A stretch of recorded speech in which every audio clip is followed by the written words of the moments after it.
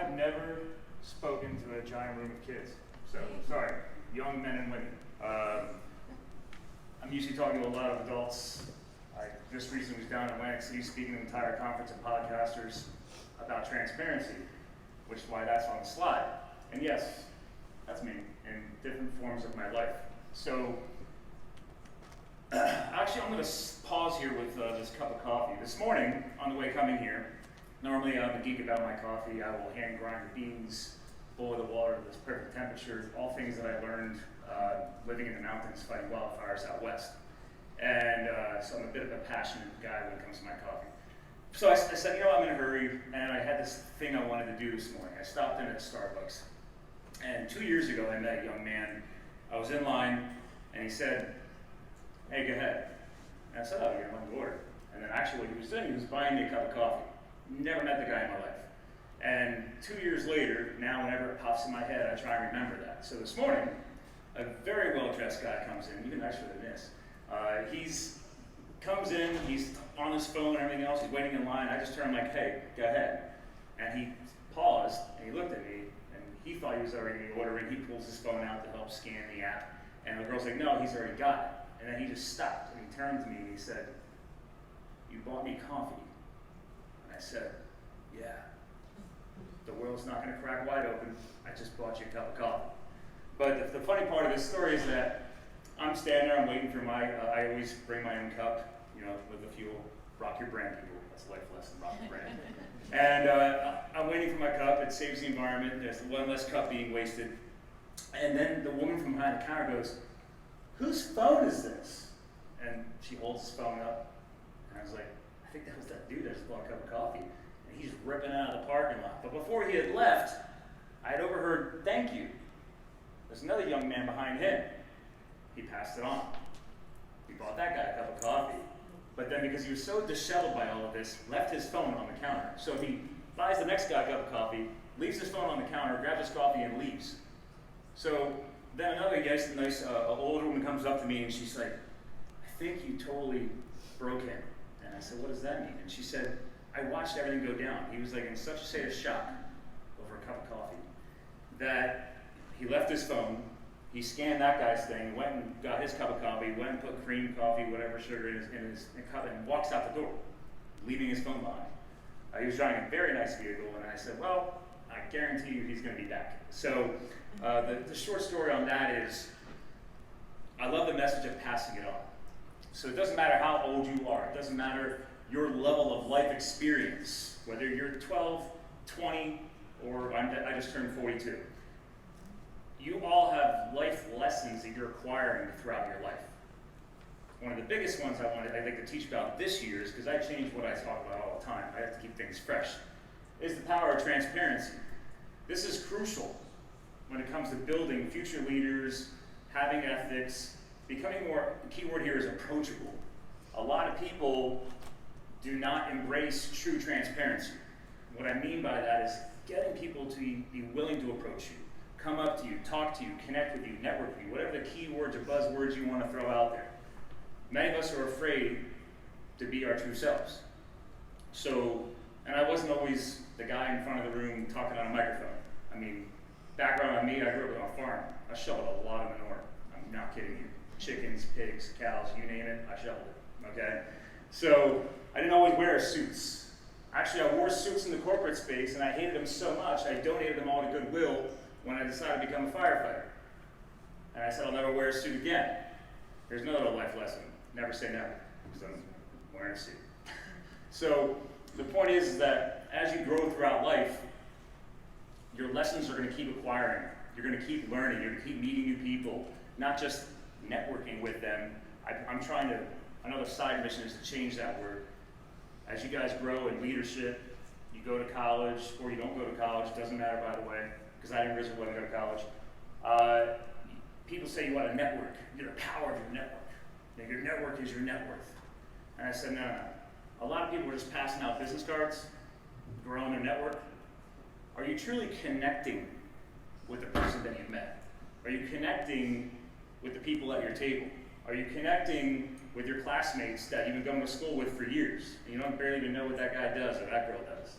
That's the power you should be tapping into, is connecting. But in order to connect with people, you got to get a little more transparent. All right, let your walls come down a little bit.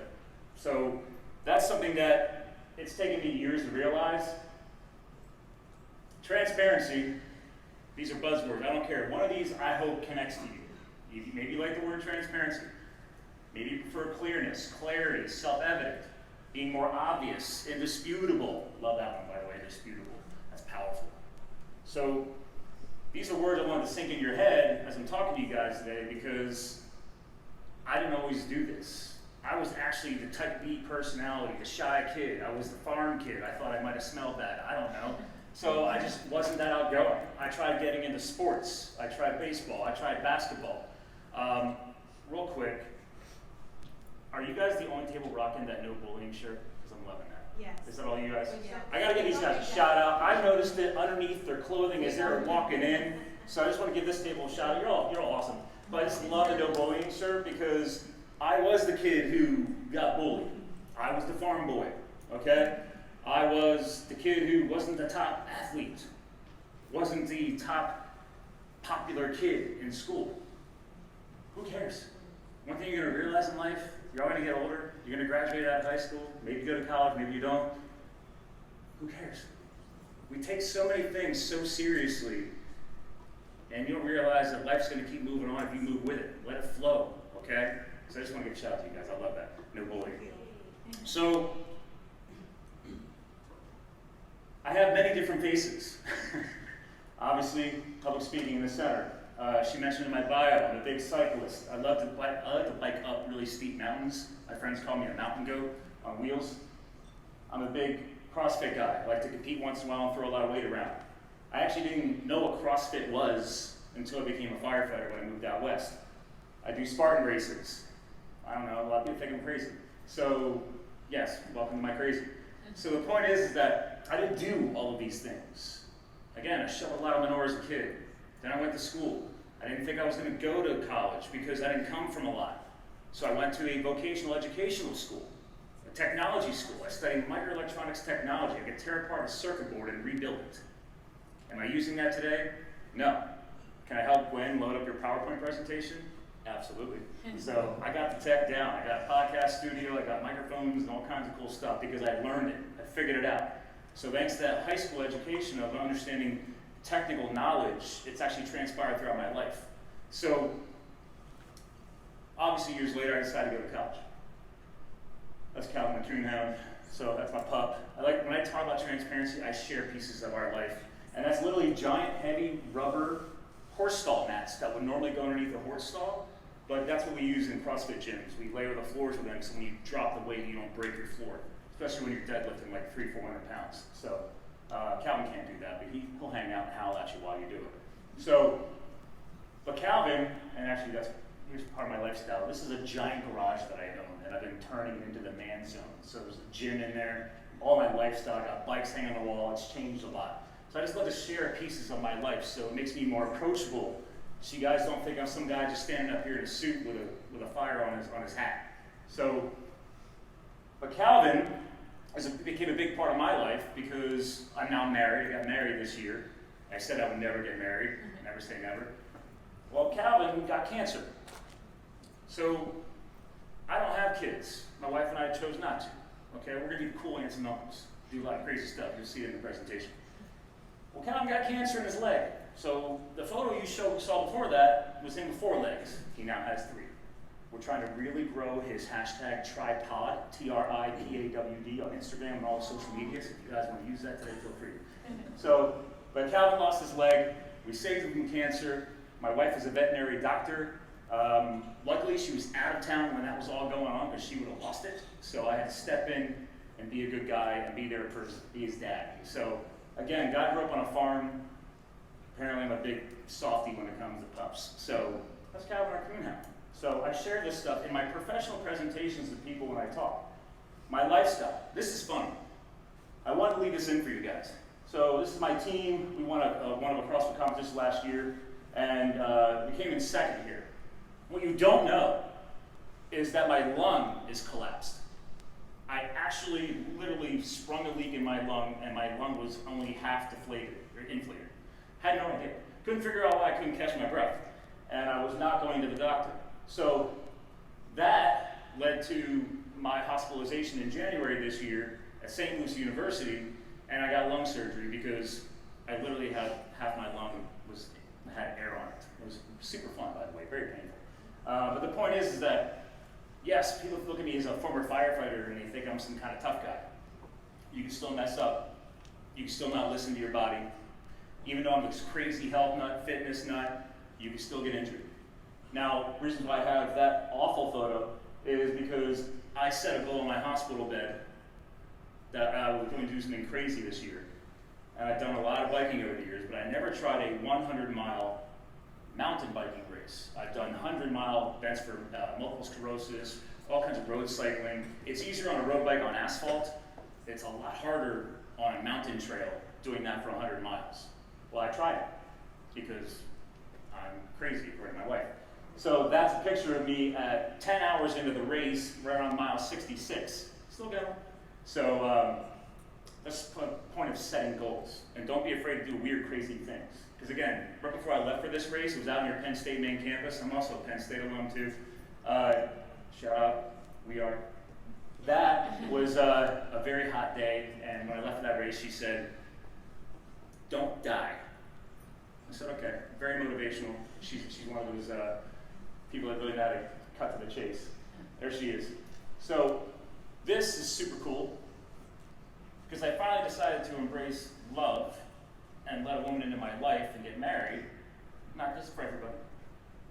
We got married this year, but we don't have kids, and I'm an adrenaline junkie. So, truth and transparency, I contacted all my friends, and I'm like, dude, why don't we just have like an adventure wedding? Because I'm not into the whole suits all the time and all that stuff. So this is in the Canadian Rockies. And yes, that helicopter, that's why we have ski boots on, flew us into the remote mountains, and we were skiing in the backcountry. So that's called backcountry skiing. So I'm sharing you a lot of my sports because some of these people have seen the stuff that I do, and they're like, I didn't know you could do that. So if it's clicking in any of your heads, you can do it. So anyway, yes, they will fly you into remote mountaintops, 9,000, 10,000 feet that you can't get to with a ski chairlift, and you can just drop in on this fresh, epic powder, and you just got snow flowing off you everywhere. It's amazing. When you fall, you don't get hurt because you just fall in giant pillows of snow. This is what I geek out about. I spent 11 years as a USSA ski race coach. She grew up ski racing here at Blue Mountain. I was coaching up at Camelback.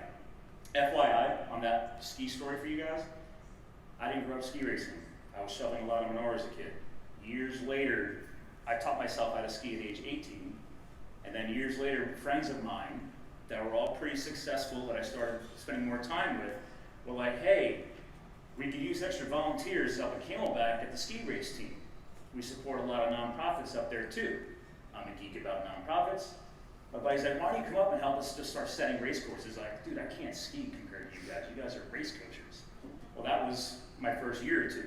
Well, as you start surrounding yourself with people that are better than you, ergo 10 different top-end race coaches, I got pretty good. Well, the next thing I became a coach. So 11 years I spent ski race coaching at Camelback. She will still tell you to this day, if you ask her, that she will out-ski me. But we do a lot of crazy things. This is the second part of the wedding.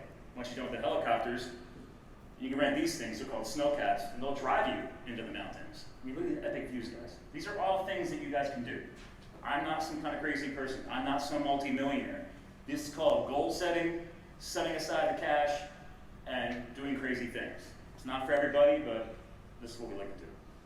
So, and then we go and dress in weird, funny, old school 1970s ski gear one day. That's called the retro day. Looked really silly. And my buddy John rocking a wig. It's hilarious when you ski down a mountain like that. So, wedding day, super fun. That's my family. Real quick, guys. Again, not multimillionaires. My father and my brother, still in the farming industry to this day out in central Pennsylvania. They're organic cattle brokers. They support healthy farms and help them sell their animals to either markets or slaughterhouses. I grew up around that. I wanted nothing to do with it. I became a techie. I got into the business world. That's my nephew. I wanted nothing to do with the military. This kid was in some kind of high school U.S. Air Force supported program. He's got a full ride going to Wilkes right now as a chemistry major. I didn't know you could do that. He set that goal and went for it. He was a Boy Scout, all that stuff. So, again, he's doing crazy things that I never even thought about doing. So, giving back, being transparent. Thanksgiving this year will be my 8th year not spending it with my family. 8 years ago, these are just some of our regulars. This photo was taken around 3, 4 o'clock in the morning in Harlem, New York City. And every year, thanks to my firefighting experience, I happened to go up to New York City. One of my buddies I was fighting fire with got a free ride to Columbia. He was also a chemistry guru. I had no idea. He had this crazy, huge red mountain man beard, but could fight a lot of crazy fire. And he said, hey, I'm just here for a year or two to make some money. I'm like, where are you going? He said, I'm going to go to the East Coast. I'm going to go to school at Columbia. And I said, oh, okay. Firefighter turned chemistry PhD guy. All right, wonderful. So I went to New York City, sit and have a cup of coffee in a cafe, and I meet this sweet older woman named Sister Mary Lanning. And she founded this. This is, you can't even see what she does. 34 years ago on the hood of her car in Harlem, New York, she welcomed up the homeless, the people who are less fortunate, lower income, and said, here's my Thanksgiving dinner, please come have dinner with me, on the hood of her car. 35 years later, we feed over 2,000 fresh Thanksgiving meals to the streets, on the streets of Harlem, New York City, on Thanksgiving morning. And let me tell you, the weather is not that good that time of year. You're talking some cold weather. But I'm the late night crew. This is my late night crew. We run the kitchens all night long. We don't sleep. And we run those kitchens until sunrise. The New York City Fire Department, retired captain, comes rolling in the middle of the night, picks up over 30 turkeys that we've prepared, and then takes them to the surrounding New York City Fire Department offices. And they cook those turkeys for us while we continuing to build out the rest of the meal, fresh from scratch. It's amazing. All started by this sweet little old lady, Sister Mary Lanning. And actually, I got to call her today because we're planning it this year. That's one of my followers, the guy in the back there with the beard, Brian Strausser. He's known as the Strausser Project. He's right here in Bethlehem, Pennsylvania. He and I met over fixing up some mountain biking trails. He's now one of my brand ambassadors for Live the Fuel. He's come with me again this year. Super nice guy. Again, surround yourself with the right people. There's Brian again. This guy, Penn State alum, right here. He's actually soon to be alum. He's finishing his degree. This guy lives with cerebral palsy. John Lahutsky. Never knew who this guy was. Brian and I last year raised money to get him a hand bike. He had never ridden a bike in his life because he can't use his legs that well. So we decided to do a crowdfunding campaign on Facebook, raise money, bought him this cool adult tricycle hand bike. So now he can ride a bike. So Brian takes him on bike rides. This guy's on a board of 10 different nonprofits here in the Lehigh Valley, this John guy. And he's also finishing his degree here at Penn State. So whether you're DeSales, Penn State, doesn't matter. Guy's got goals. Crazy backstory. Don't let your, he basically told me something really powerful. He's like, never let an impairment or what people think is going to hold you back. He's owning it, man. He's doing more than I know people who have fully functioning legs. So, back to my foundation she brought up, and I wanted that to really stand out to you guys. I never knew I wanted to start a 501c3. I started it this year, Fuel Foundations. Obviously, I'm a former hotshot. Those are shirts that I've had designed. It's Hotshots 19. It symbolizes the fallen 19 hotshots. And if you guys haven't seen the movie, Only the Brave, it came out last year. Please see it. I've cried watching it twice because it's a story of the Granite Mountain Hotshots in Prescott, Arizona in 2013. All 19 firefighters were killed. This is a profession that I did for 2 years. The entire crew was burned over in a wildfire trying to save the town. That was the worst case scenario that could have happened to me or any of my brothers and my sisters who fought wildfire. So I honor them every year since by creating an annual fundraising workout here in Lehigh Valley, now that I'm back here, and it's called Hotshots 19. It's something that's recognized internationally by the CrossFit world, but I decided to take their message and their story and their loss of life and turn it into something to actually create positive change, because now that money every year I donate to local fire departments here. But I found out, you can actually raise more money if you're a legitimate nonprofit. So I filed all the paperwork with the government. I started Fuel Foundations, and now Hotshots 19 supports that organization, and that allows us to start doing bigger and better things. Again, none of these goals were in my goals list, guys. These are all things that just start popping in my head as I go throughout life. So my point is that whether you're a firefighter, whether you're a student, whether you're a professor at a university, or you're somebody who lives on the streets in Harlem, New York, and is just hoping to have a warm meal on Thanksgiving, you need to really check yourself in life. Realize that there's a lot bigger things going on out there, and that's what the world needs from you, is people with ethics, people with leadership skills, people that are willing to take change and embrace it. Most people fight the change. A buddy of mine told me a long time ago, he said, listen, he's like, if you're not embracing change, you're doomed to fail. That's it. I don't care if we're talking about politics, I don't care if we're talking about business, I don't care if we're talking about education. Things are gonna change. The sooner you guys embrace it, the sooner you guys roll with it, the faster you can start creating long-standing change in this world. And that's something that's taken me years to realize as well, and I'm still learning. I'm a lifelong learner, guys. I'm not just running my own podcast show. I listen to podcasts every single day. I listen to audiobooks when I'm traveling on business. I never stopped learning either. And I hated school when I was a kid. So, never wanted to go to college. So, something I want to close out for you guys. There's something called the Hotshots Creed. And it was 3 words that was drilled into me in critical training when I moved to Arizona and served as a hotshot wildland firefighter. And the 3 words are duty, respect, and integrity. And I'd like those 3 words to kind of like fall into your heads there for today, because obviously we started talking about transparency. Well, those words mean more to me today than they've ever done, even when I served as a firefighter, because we have a duty to give back to our fellow mankind. We need to respect our fellow mankind. And you have to really dig deep and realize what is the integrity that you're actually putting forth in yourself, but also in those around you. Because if you let those 3 things stand strong in your life, you have one heck of a future ahead of you. And I really want those words to stand true to you guys, because that's the Hotshot Creed that I live by. That's what's behind Live the Fuel. Then if you guys actually ever remember a famous quote, Ernest Hemingway, live life to the fullest, that inspired this brand. Live the Fuel's an acronym. It actually stands for Live the Fired Up Epic Life. We all have a choice with that message. I hope that instills something in you guys. Duty, respect, integrity, be more transparent. That's all I got, Gwen. To you. Hey.